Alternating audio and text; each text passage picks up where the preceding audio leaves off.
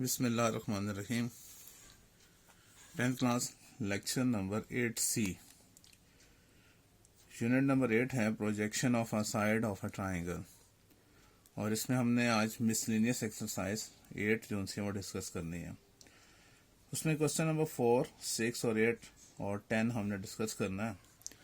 Question number 4 ये है कि in a triangle ABC measurement AC हमने कैलकुलेट करनी है।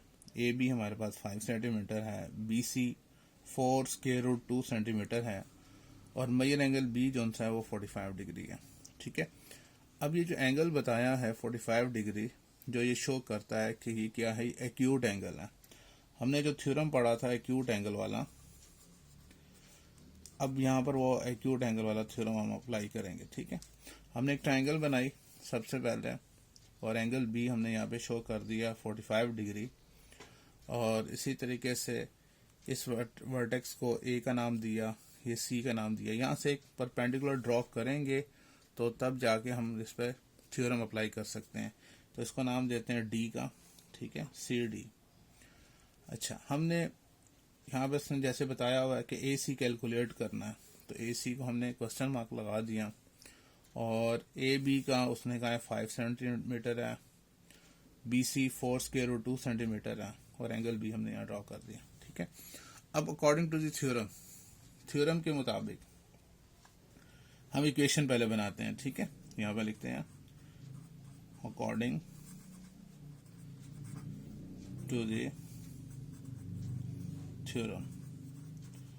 थ्योरम के मुताबिक, अब ये एक्यूट एंगल वाला थ्योरम है, उसमें हमने क्या पढ़ा था कि जो एक्यूट एंगल की जो ऑपोजिट साइड है यानी AC, उसका होल स्क्वायर, हम यहाँ लिखते हैं कि AC का होल स्क्वायर किसके इक्वल होगा, जो दो साइड्स बाकी हैं जो एक्यूट एंगल को कंटेन करती हैं उनके स्क्वायर का सम, यानी एक साइड AB है, AB का होल स्क्वायर प्लस, और दूसरी जो साइड कंटेन कर रही है जो एक्यूट एंगल वो है BC का होल स्क्वायर।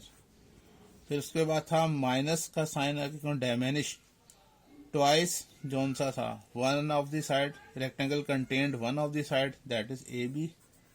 ठीक है, और जो इसके ऊपर जो प्रोजेक्शन है, और प्रोजेक्शन क्या है BD। ठीक है, अब हम इनकी वैल्यूज पुट करते हैं और इसको सॉल्व करते हैं। ठीक है, अब देखें AC तो हमने फाइंड करना है, ये तो ऐसे रहेगा AC का whole square is equal to AB कितना है 5 सेंटीमीटर, 5 का होल स्क्वायर प्लस BC है 4√2 का whole square minus 2 times of AB की वैल्यू कितनी है 5, और जो BD है वो हमें मालूम नहीं है, वो हम यहाँ पे लिख देंगे BD। अच्छा देखें, AC का whole square is equal to 5 का स्क्वायर 25 प्लस 4 का स्क्वायर 16 हो गया मल्टीप्लाई, और 2 के बाद जो स्क्वायर रूट है स्क्वायर से कैंसिल हो जाएगा तो 16 2 कर देंगे, माइनस 5 2 10 इंटू BD। उसके बाद देखें AC का whole square is equal to 25 plus 16 2 32 minus 10 BD। Again AC का whole square is equal to 25 में 32 ऐड करें तो 57 आ जाएगा, 57 माइनस 10 टाइम्स ऑफ BD। अब देखिए यहाँ पर हमारे पास BD की वैल्यू नहीं है। अगर BD हमें मालूम होता, यानी ये वाली वैल्यू मालूम होती, तो हम उसकी वैल्यू यहाँ पुट करते तो AC की वैल्यू निकाल सकते थे। हम इसको इक्वेशन 1 का नाम देंगे और कहते हैं यहाँ पर कि हमें तो मेजरमेंट BD जो से है वो तो हमने मालूम करनी है। ठीक है, अब इसको मालूम करने के लिए क्या करेंगे, हम ये वाली जो ट्राइंगल है इसको सेपरेट कर लेते हैं। ठीक है, इसकी हम ट्राइंगल बना लेते हैं। देखिए नेक्स्ट पेज पे मैं ट्राइंगल बनाता हूँ।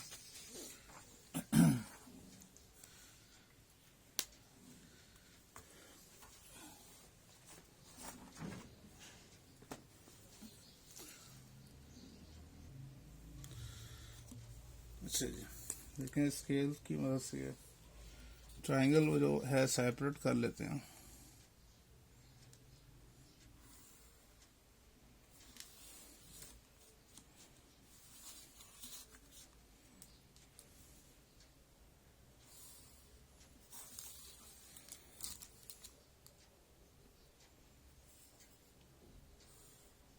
ठीक हो गया। अब इनको नाम दे देते हैं जो उस ट्राइंगल के मुताबिक थे। अब देखें यहाँ पर जो थे पॉइंट्स बी डी सी, ये बी आ जाएगा हमारे पास, ये डी है और ये सी पॉइंट है, और ये एंगल कितना है 45 डिग्री और 4√2 सेंटीमीटर। हमने फाइंड करना है बी डी फाइंड करना है, ठीक है।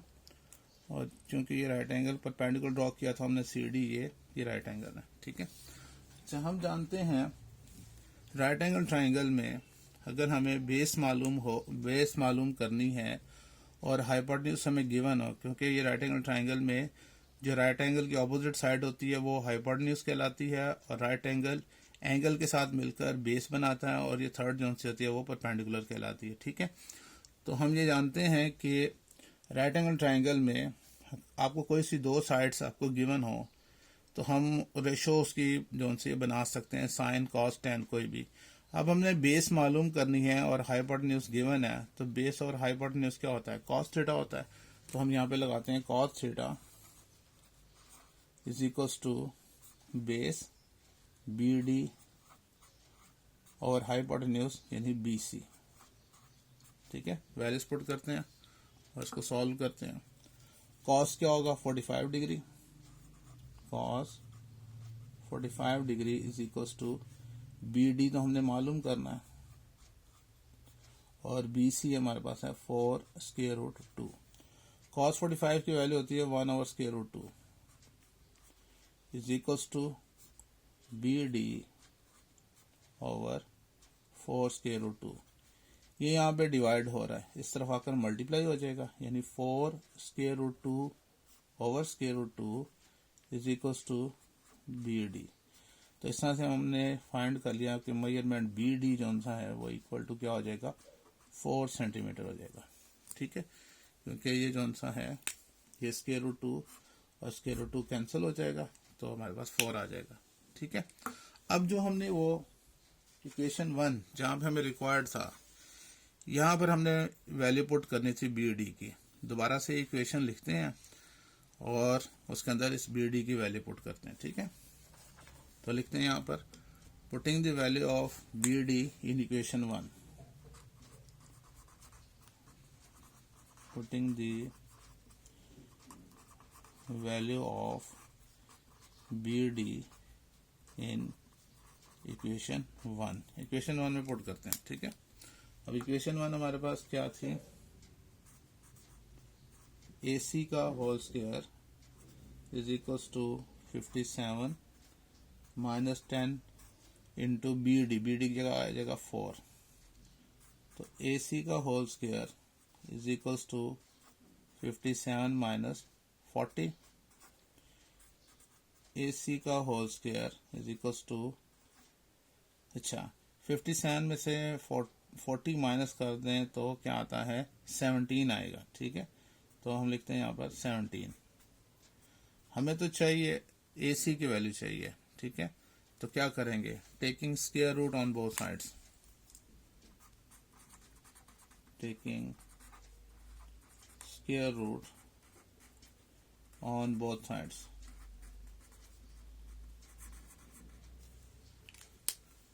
दोनों साइड्स का स्क्वायर रूट लेते हैं, तो ये आ जाएगा ए सी का होल स्क्वायर उसका स्क्वायर रूट और 17 का स्क्वायर रूट। तो मेजरमेंट ए सी जो सा जो रिक्वायर्ड थी वो हमारे पास क्या आ जाएगी 17 का स्क्वायर रूट ले लेते हैं, स्क्वायर रूट ऑफ 17 डेसिमल में 4.123, ये इसका आंसर आ गया, ठीक है। तो इस तरह से हमारा जो फर्स्ट क्वेश्चन है वो कंप्लीट हो गया। इसके बाद देखें जो नेक्स्ट क्वेश्चन है,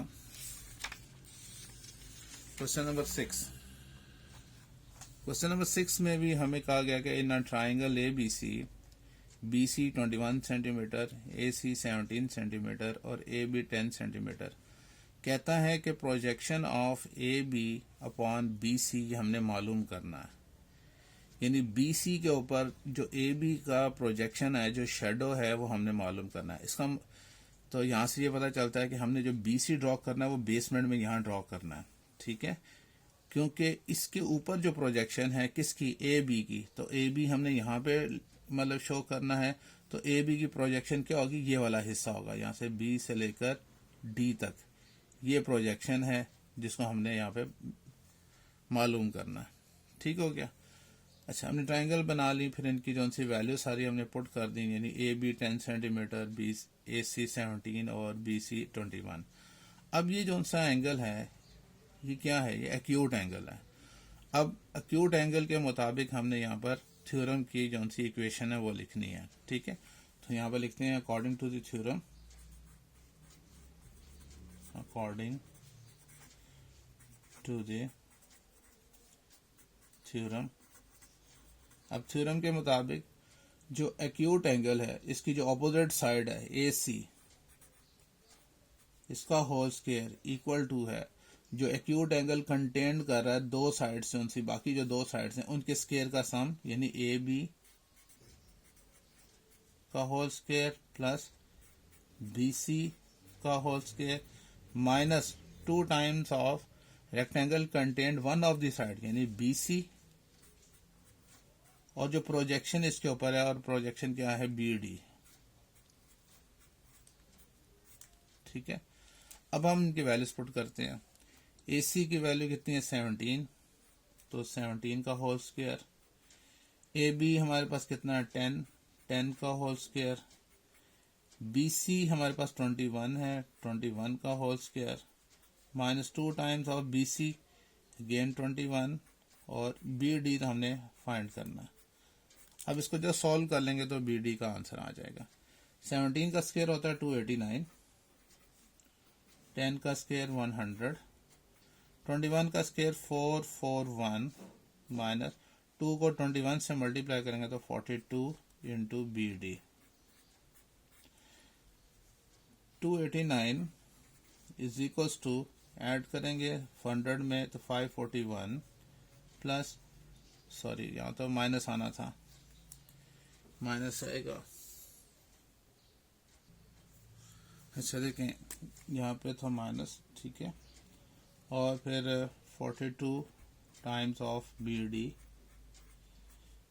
अच्छा, ये माइनस का साइन है, इस वैल्यू को हम इस तरफ ले आते हैं लेफ्ट पे तो प्लस हो जाएगा, यानी 42 times of B D is equals to 541, और ये इस तरफ आ जाएगा minus 289। 42 times of B D is equals to, इनको माइनस करेंगे, 541 माइनस 289, 252 आ गया हमारे पास, ठीक है। उसके बाद ये मल्टीप्लाई हो रहा है, इस तरफ आके डिवाइड हो जाएगा, तो हम यहाँ पे लिख सकते हैं कि मेजरमेंट बी डी जो सा है 252 को डिवाइड करेंगे 42 से, डिवाइड 42 तो 6 आ जाएगा, तो measurement B D is equal to 6 centimetre. ये हमारा आंसर आ गया। ये था रिक्वायर्ड आंसर जो हमसे पूछा था कि वो जो प्रोजेक्शन जो बन रही थी ए बी की बी सी के ऊपर, ये जो बी डी है वो कितनी है, वो 6 सेंटीमीटर है, ठीक है।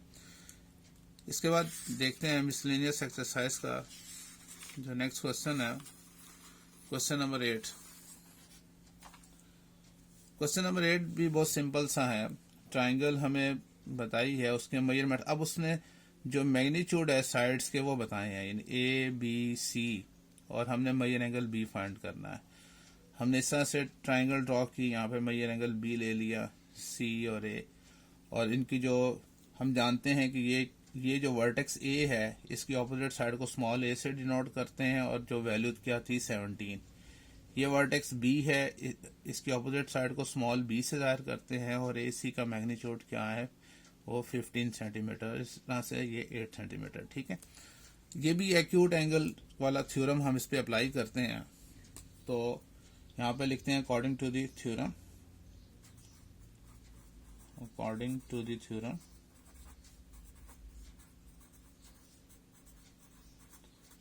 थ्योरम के मुताबिक अब एक्यूट एंगल की जो ऑपोजिट साइड है दैट इज ए सी, इसका होल स्क्वायर इक्वल टू होगा जो एक्यूट एंगल कंटेन कर रहा है दो साइड्स यानी ए बी और बी सी, इनके स्क्वायर का सम, ए बी का whole square plus B C का whole square minus 2 times of rectangle contained one of the side, जो सी है वो क्या है B C, and projection on it, जो इसके बाद दूसरी का जो प्रोजेक्शन है और वो क्या हुआ बी डी है। ठीक है, पहले पुट करते हैं हम, ए सी कितना है हमारे पास 15 का whole square is equal to A B 8 का whole square plus B C 17 का whole square minus 2 time of 17 यानी बी सी 17 है इंटू बी डी। इस इक्वेशन से हम ये बी डी फाइंड कर लेंगे, क्योंकि फिर हमने एंगल बी फाइंड करना है बेसिकली। तो कोई सी भी दो साइड जब हमें मालूम हो जाएंगी तो हम जौन सा है एंगल हमारे लिए मालूम करना आसान हो जाएगा। 15 का स्क्वायर हम जानते हैं 225, 8 का स्क्वायर 64, 17 का square 289, 17 to the 34 into B D. 225 is equal to, इनको ऐड करते हैं, 289 प्लस 64 353 माइनस 34 बी डी। अब हमने क्या करना है, ये माइनस जोन सा है 34 बी डी, इसको लेफ्ट पे ले आएंगे तो प्लस हो जाएगा, यानी 34 B D is equal to 353 और 225 उससे हो जाएगा तो माइनस 225 हो जाएगा। इसमें से माइनस कर देते हैं, माइनस 225 128 आ जाएगा। तो 34 B D is equal to 128। 34 multiply हो रहा है तो इस तरफ आके क्या हो जाएगा, डिवाइड हो जाएगा, 128 डिवाइड बाय 34। तो इसको डिवाइड 34 तो ये आ गया 3.765 कर लेते हैं।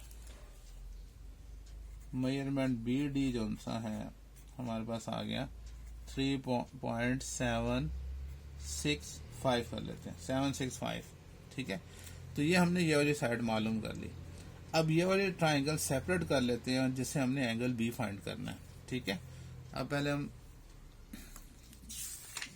ट्राइंगल बनाते हैं। देखें, ट्राइंगल हमने बनानी है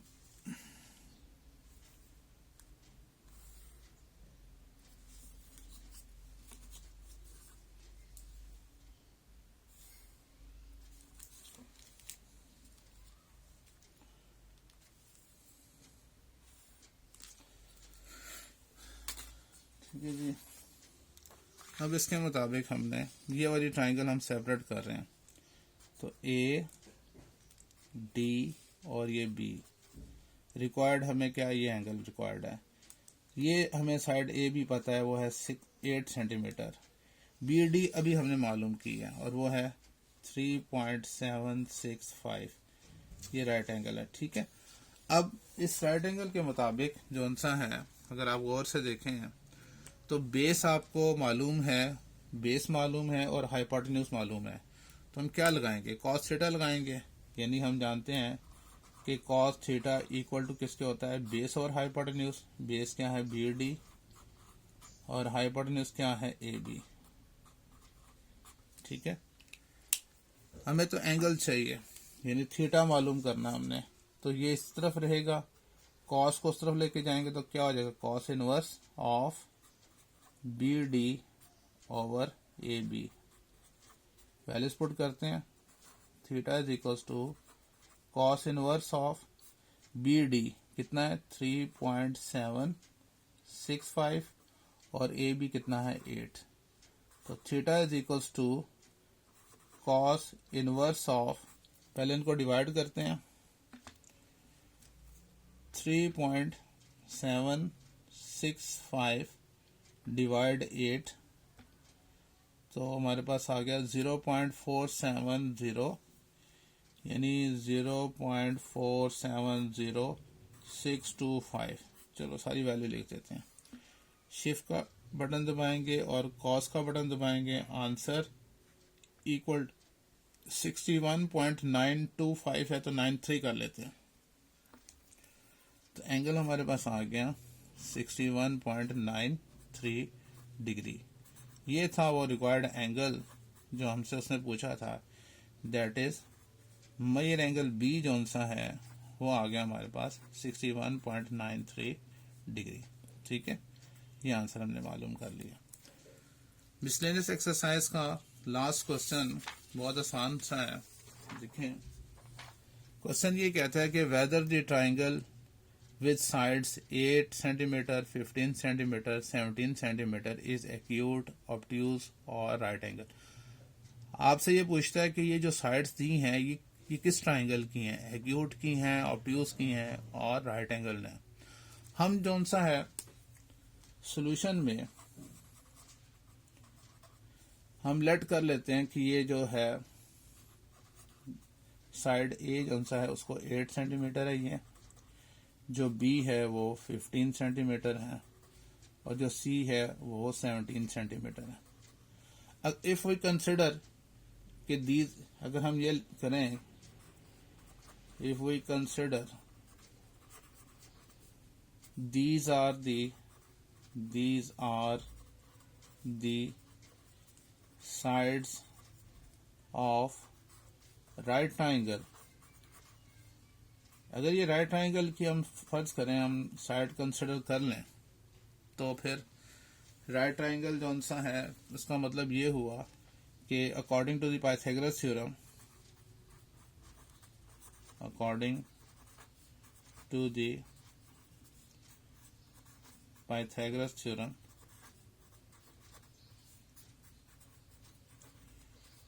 कि हाइपोटेन्यूज का whole square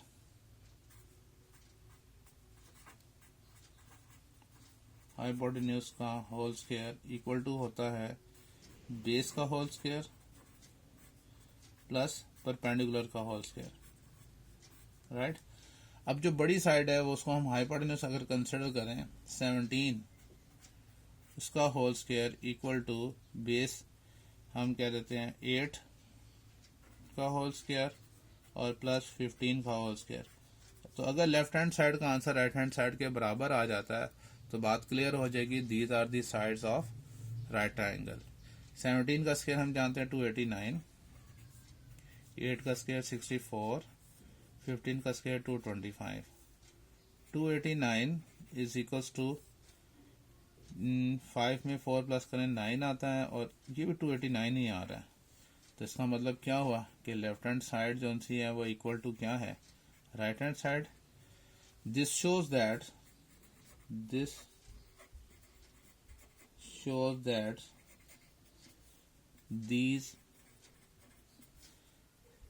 these are the sides of right angle triangle। ठीक है, तो ये हमने यहाँ पर इसको शो कर दिया।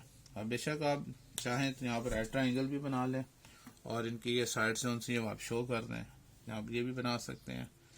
हम यहाँ पे कह देते हैं कि ये क्या है, ये राइट ट्राइंगल की हैं साइड्स, ऐसे ट्राइंगल बना लेते हैं।